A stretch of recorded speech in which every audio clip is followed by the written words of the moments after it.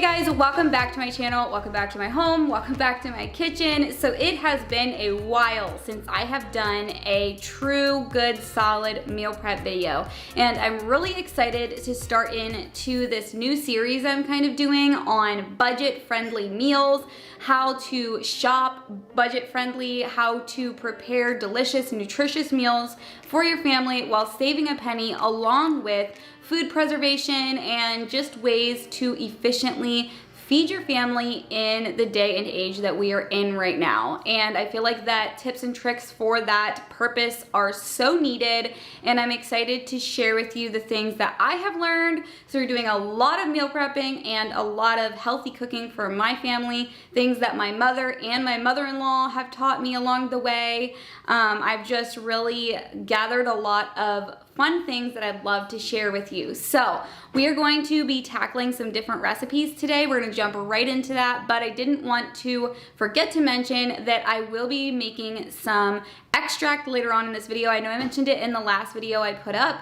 I've been making a few extracts. I think I have 3 or 4 in my cupboard that are developing and getting their good bold flavors, but I really want to make an orange extract today, so we will probably tackle that a little later on.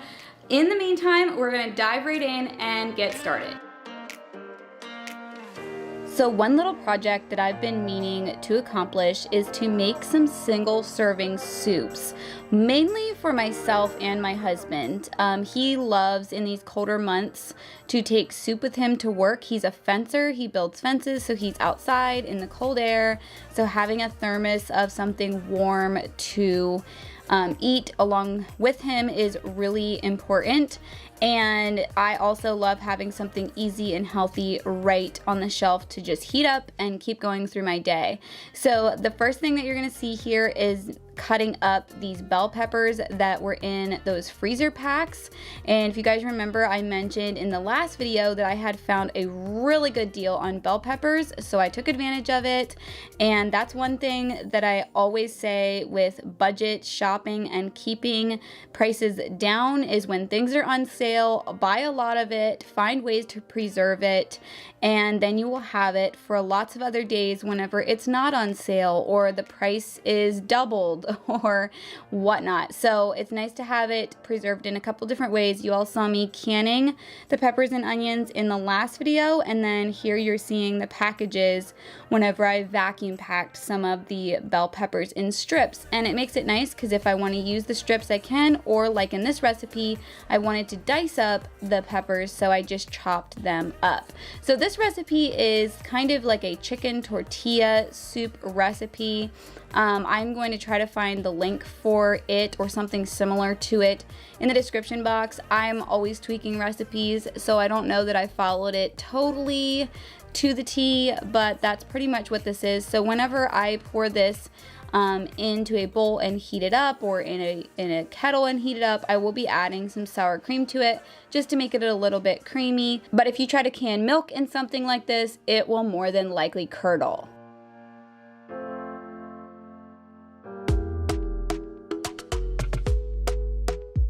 I want to say a big thank you to Dream Pairs for sponsoring today's video. I got 3 pairs of footwear from Dream Pairs that I have been loving. The first pair I got was a lace-up winter fur snow boot. Since we live in central Pennsylvania, there's a lot of snow, and so having multiple boot options in the wintertime that keep the water out are super important. I also got a waterproof Sherpa snow boot that I've been really liking as well. It's kind of a shorter, more of a brown toned boot, and I love that.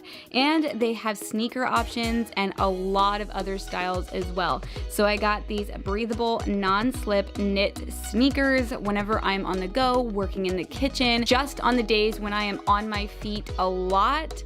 It's so nice to have a comfortable sneaker that I can throw on and wear all day without my feet hurting and giving me a lot of great cushion. Their site includes a variety of other shoe styles. I recommend you check all of their different categories out. great. Each pair of footwear that I've shown you today also come in a variety of other colors as well. I was very impressed at their price point. Their shoes are extremely affordable. If you head to Dream Pair's website and use my exclusive coupon code Adeline, you will get 20% off on your order. Plus they have fast shipping, 2 to 5 days for delivery in the US. All right, so back to our prepping. So here I'm using a new tool that I recently found thanks to Three Rivers Homestead. I love all of her great ideas over there, Jessica. And one of the things that she uses is this garlic smasher. It's kind of a really easy way to mince garlic. And to be honest, I've been really tired of cleaning out my garlic press and it just is getting old, so I decided, you know what, it is time for a new tool. So this was really inexpensive. I will try to remember to link it below. It was a big help and I'm gonna love using it to mince other things. So this recipe was pretty simple. It had some jalapenos, which is nice to have that extra spicy heat, especially for my husband when he's cold. And I also put gloves on because I don't like my hands on fire when I'm cutting up hot peppers. And so when you're thinking of soups to can, one thing you can do is can everything but the milk, or can everything but the cream cheese, or whatever you would add in to make it creamy. I know that that's something that I'm always looking for, are creamy soups, and it is hard to be able to know how to preserve them, but that is one way you can do it. Something else I want to try out is adding in powdered milk. I use powdered milk a lot. I use powdered milk to make yogurt and other things. I have a few discount grocery stores in my area that I can often find powdered milk at a discount. And to be honest, in yogurt, we really can't tell the difference that I used powdered milk mixed up or if I used fresh milk. And with the yogurt, you're getting all of the great probiotics that it offers, whether it's powdered milk or fresh milk. So that's something to keep in mind. Also with the fact that sometimes, depending on the store, powdered milk can be cheaper than fresh milk. So using that for a milk kefir or for yogurt is something that works most of the time. So what I am doing here is I'm mixing together the last of my ingredients. I'm not cooking anything unless it was already pre-cooked, like my chicken that was shredded up in cans and pre-cooked. But when you can something, it is going to cook that stuff down. So I'd rather not cook it, you know, more times than I have to. So a lot of times I will mix up the ingredients as raw as I can. Like I said, this chicken was already cooked and that's what I wanted to use in this, but I could have also used raw chicken diced up and it would have done just as good of a job. So right before I put everything in the canner, I wiped the rims with some white vinegar. It's just good practice, especially when something has fat in it or meats in it, just to make sure those rims are good and clean and everything is all going to seal well. And of course, you could definitely can anything like this in a quart size, but like I said, a lot of this is for lunches, and so having, you know, 1.5 cups to 2 cups of soup in a pint is a perfect personal size.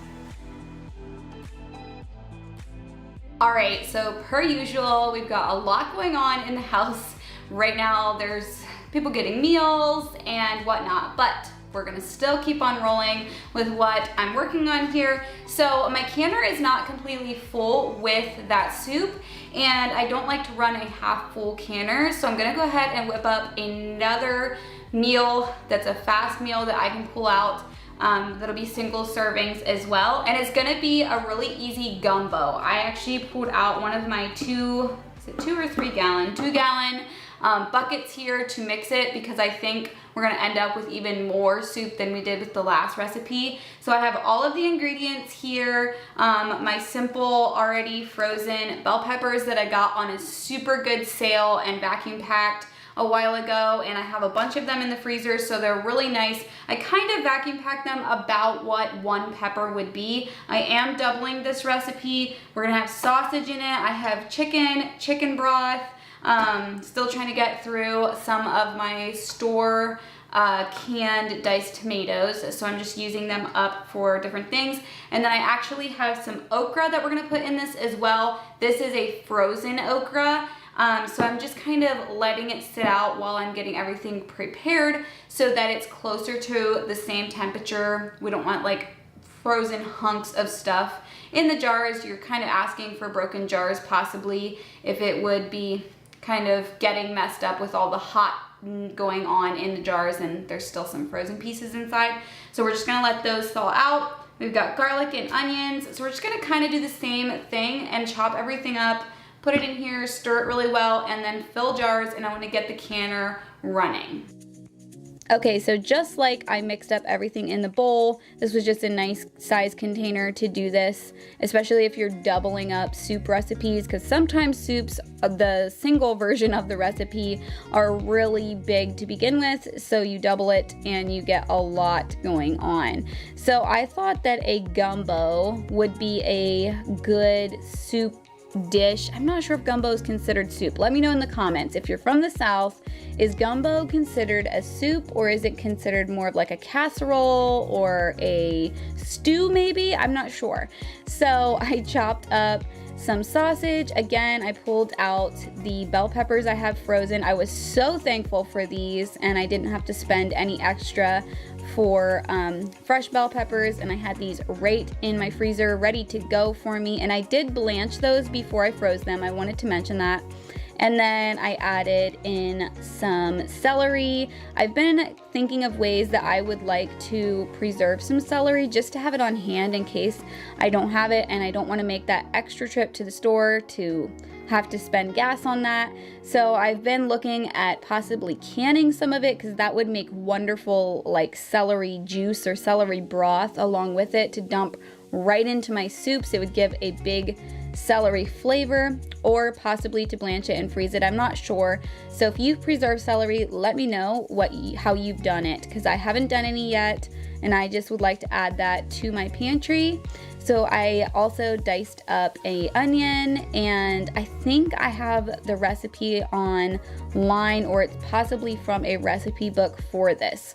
So either or, I will leave the link below. And then of course I'm adding in some Creole seasoning, and this was a bit on the spicy side, but it was so delicious. To be honest with you, I think this is my favorite soup that I've canned so far. It might be in tie with my chili, and that's really why I decided to start doing this. Is since it's gotten cooler, we've been leaning into eating up a lot of chili, and I had done a big batch of that this spring with my mom and my sister-in-laws, and I'm like, I think if I have more soups in the pantry, we will use them. And homemade soups are so great. You can add a lot higher quality ingredients than the store-bought soups, and one of my biggest reasons for doing homemade soups is I can do the pink Himalayan salt, which has a way higher mineral count in it than a lot of salts that are used in prepackaged foods and things like that. And I can also control how much salt goes into them, because a lot of store-bought canned soups are very salty. So those are my reasons, and I just love having home canned soup around and easy to grab and go. Okay, so I have a pressure cooker that I can double deck, so I put my water in to get it all going.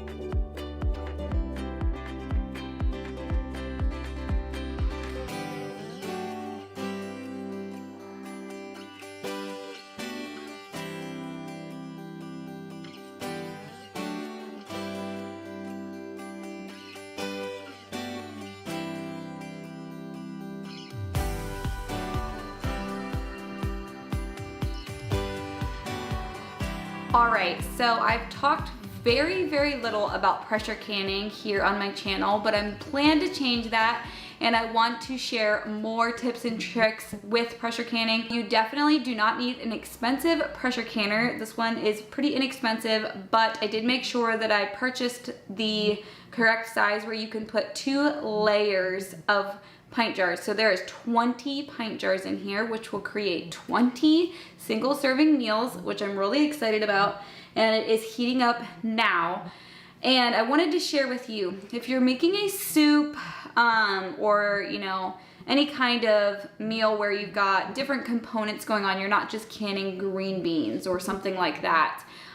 You just want to look in your manual for your pressure canner and kind of go over the different ingredients that you used and find the ingredient in your recipe that has the highest amount of time and for the pressure canning, and then go with that. So say like my sausage in the gumbo was the one with the longest amount of time, and I needed to pressure can it for 90 minutes at 10 pounds pressure, then I would just do the whole thing, 90 minutes, 10 pounds pressure, just making sure that it is getting canned thoroughly and correctly. But that's just kind of how I go about figuring out how long to do something whenever it's got a lot of components going on.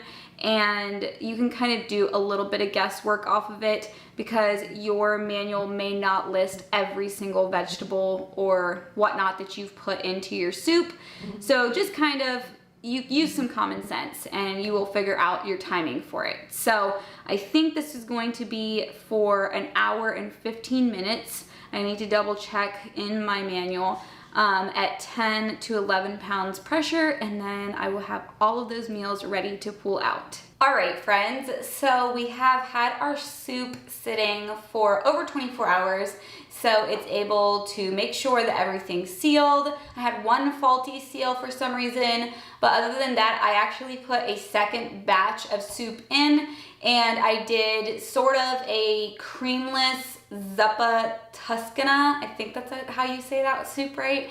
All I know is it always makes me think of Olive Garden because that's the first place I ever had it.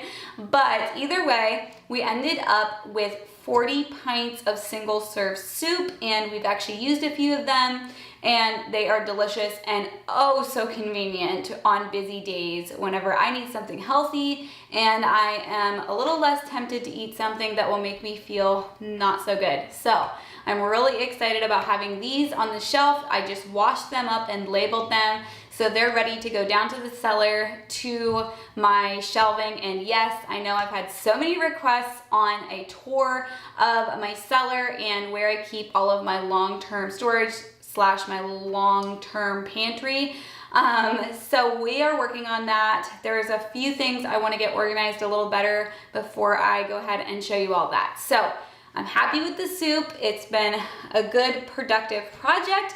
And now we're gonna move on to extracts, and I'm gonna pull out the extracts I already have going. And then I'm gonna show you what I'm going to do with some of these oranges after we're done making the extract. All right, so I am a little bit new to making extracts. However, I've done a lot of researching and learned a few tips and tricks along the way, and I'm excited to make some orange extract. I feel like there's a lot of uses for it. Not only does it smell amazing, and I may end up eventually putting some in some homemade cleaner, but of course I can bake with it. I can make orange cranberry muffins. I mean, really all the things that you would use regular extract from the store with. So I'm excited to do this. I don't think I'm gonna need all of these oranges, so we'll use them for something else, but I wanted to show you the extracts I've already started. So this is my vanilla extract. I've got cinnamon, and of course they're already looking very bold in their color. When you start the extract, it just looks clear, and you can see your like cinnamon sticks inside of there. So I know that you can't really see it, but I promise there is a whole bunch of cinnamon sticks in here. This already smells very, very good. I've been kind of opening them and smelling them. This is my lemon, which I'm extremely excited about. I love lemon, the flavor of lemon, anything. So I think I'm definitely gonna be using this a lot. And then I also did a mint, and mint is something that takes a long time to extract. So most of these things I will be checking in about 6 months. I started them almost a month ago, and I'll be kind of testing them out in about 6 months. And then whenever a year is up is when you want to start taking the solids out of whatever you are going to extract. We're gonna get into that, but while I'm talking to you, I'm gonna go ahead and start peeling these oranges because the zest of the the citrus fruit, whether it's limes, lemons, or oranges, is actually what you're going to extract from. And you don't want much white part. So I think a nice little Y-shaped or V-shaped, however they refer to these peelers, is really convenient when it comes to doing this. So you just want to go along and just take off just the top little kind of sliver of the orange. And it's a little bit time consuming. So I figured I would talk to you while I'm doing this. And it is a labor of love because in the end, you'll have your own orange extract. So you can choose what you want to extract with. Some people use bourbon, but most of the time people are using a vodka, a clear vodka. And you need it to be at least 80 proof for it to extract correctly. And another option, if you want an alcohol-free extract, is you can use vegetable glycerin. I have vegetable glycerin on hand and also regular 80 proof vodka on hand because I also make herbal tinctures. And so those are things that you can use to make an herbal tincture as well. So it's kind of really the same concept, because if you're doing like an echinacea herbal tincture, you're going to allow the herb to sit in the alcohol or the vegetable glycerin for, you know, a certain amount of time until it extracts from that product or from that fruit or herb or whatnot. So either way, any way you do it is going to be good. One of the reasons I haven't used vegetable glycerin very much in things is because, yes, it doesn't taste quite as sour. So if you're making like a herbal cold tincture for children, it's a little easier for them to take it, but it is very high in sugar. In fact, most of the time, it's higher in sugar than like even sugar is. So you have to really think about that, because right now I'm making a dental tincture and I don't really want to be swishing with something that has a really high sugar content. Or if you're someone like me who has to eat a pretty low sugar diet just for health reasons, you know, those are all different components. But some people can't do any alcohol for health reasons. So those would be reasons of why you would choose something over the other. I know that certain things like bourbon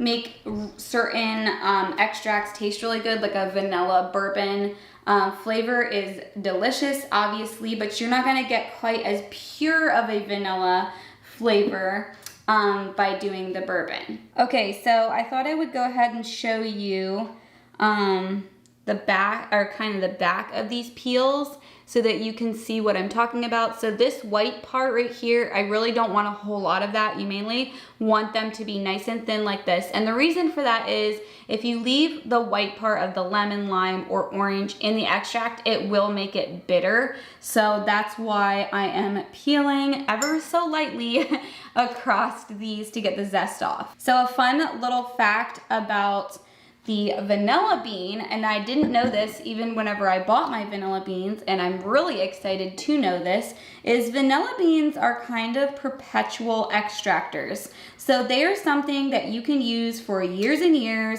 There are a lot of cooks out there that have had their vanilla beans well over 10 years. And basically what you want to do is about every 6 months or so, you want to take maybe about half of the extract out of the jar and then just replenish it with your extractor. So you want to replenish it with your vodka or whatnot and let it sit another 6 months, and you can pull some more out of that jar and replenish it again. So like I said, I didn't know that, but I'm really excited to know that, because that is a huge money saver when it comes to vanilla extract. We all know that pure vanilla extract is pretty pricey compared to a synthetic. So if you get yourself a set of vanilla beans, I will leave a link below for the recipe for vanilla extract, so you know about how many beans you'll need depending on the size jar that you're going to be filling up. You can have vanilla extract go on and on for years and definitely get your money's worth out of vanilla beans. All right, so it took about 7 oranges to fill this up with the zest. And I didn't fill it, you know, clear to the top, but I would say I got a majority of the jar filled up. So now all you have to do is pour in your vodka, and it's really that easy. There isn't any special craziness to this. It's fairly simple. So I'm just gonna pour it in until it gets to the top. And then you wanna remember to shake these every once in a while. A lot of people say every day, but I'm gonna be honest with you, I don't remember to shake them every single day. But I just remember whenever I can to shake them. So you wanna make sure you have a good seal on the top and you just shake it around a little bit.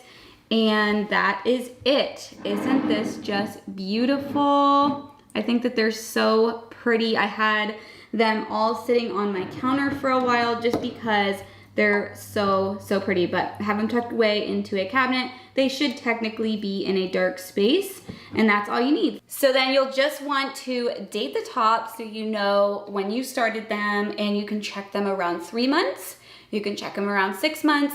The main thing you want to remember is at a year, you do want to remove the solids. So you can look into, I know some of these can be a little bit perpetual, like the vanilla beans, but I'm not exactly sure which ones. So if you look that up, I'm sure you can figure it out. I know the cinnamon sticks can be like that as well, where if you empty out at least half of the vodka and you refill it and let it sit another 6 months, it will be golden. So my kitchen smells so citrusy right now. It smells really good. So what I'm gonna do is I'm actually gonna grab my dehydrator trays. I'm going to teach you all a little bit about how having a dehydrator on hand can save you a penny. And so I have a 9 tray dehydrator. I believe I'm saying this right when I say the brand is called Excalibur. And I get questions about that, and I haven't really talked about it before. It's a great large dehydrator that is very convenient, but I think these oranges are not gonna fill the whole thing. So to save a little bit of money, I had bought a little bit too much of the cilantro for the chicken tortilla soup that I made, and so I'm going to take that bunch and lay it out on a tray, dry that. I don't worry too much about flavors transferring, because I know that's a question.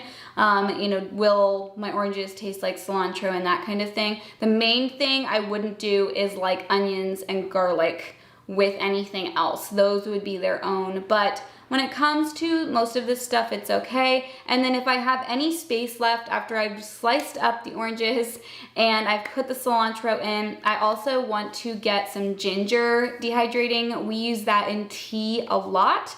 And I don't have a very big back stock of that, so I bought a bunch of it the other day, and I have it in my refrigerator just for whenever the dehydrator isn't completely full, I can throw in some sliced ginger. And I don't really mind if my oranges taste a little gingery, and I don't think the ginger will go into the cilantro, and if it does, it'll be fine. It's all kind of flavors that kind of go together. So kind of keep that in mind when you are dehydrating. I've never done a lot of ginger, so I'm not sure how it transfers, but we'll see. So let's load up the dehydrator.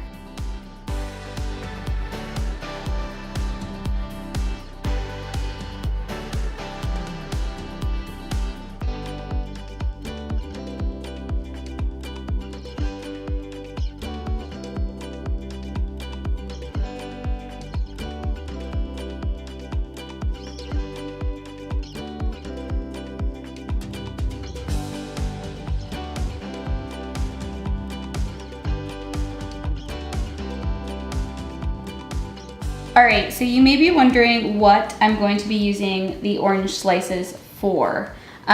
So like I said, we drink a lot of tea, and with it going into colder seasons, when you have colds and things like that, having dried citrus to put into your tea is just something that's excellent. And obviously making up simmer pots is another thing. If you don't know what a simmer pot is, it's basically something that you just take a saucepan and you put it on the stove with different things that have great aroma like cinnamon sticks and oranges and cranberries and things like that, to make your house smell good, kind of as a healthier alternative to candles and things like that. So that's actually what I'm saving all of these leftovers here for, is to make a nice little simmer pot this afternoon on the stove to make the house just smell like fall and smell delicious. And our dehydrator is in our basement, and believe me, our basement, or our cellar, whatever you call it, is going to smell very orangey over the next 24 hours or so.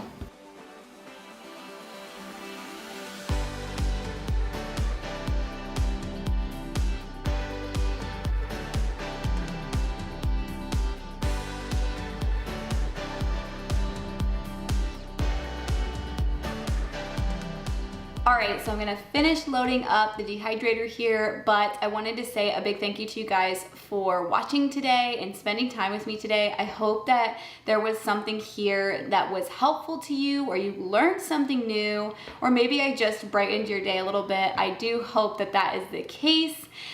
Subscribe if you're new, and I'm really excited about this series and just kind of show you guys a little bit of what I've been up to in learning a lot of new things, especially with learning to kind of stay within a good budget and feed my family well. So leave me a comment below. I love hearing your feedback, and give this video a like, and I'll see you all in the next one.